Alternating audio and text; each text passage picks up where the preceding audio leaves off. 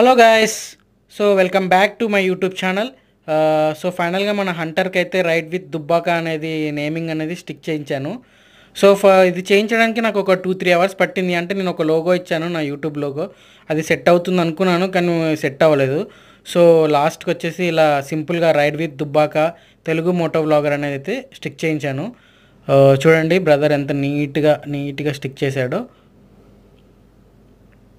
So ఫైనల్గా వచ్చేసి మనకి మధ్యలో కూడా యూట్యూబ్ లోగో అనేది స్టిక్ చేయించాను. సో మధ్యలో మనకి ఇలా యూట్యూబ్ లోగో అనేది వస్తుంది. సో ఇదనమాట. సో బ్యాక్ సైడ్ కూడా చేయించాను అనమాట. అది ఎలా వస్తుందో చూడండి ఒకసారి. బ్యాక్ సైడ్ బ్లూ లేబుల్తో పాటు వైట్. సో ఫైనల్ అవుట్పుట్ వచ్చేసి ఇదనమాట. సో ఈ వీడియో కనుక మీకు నచ్చినట్లయితే లైక్ చేయండి, షేర్ చేయండి, సబ్స్క్రైబ్ చేయండి.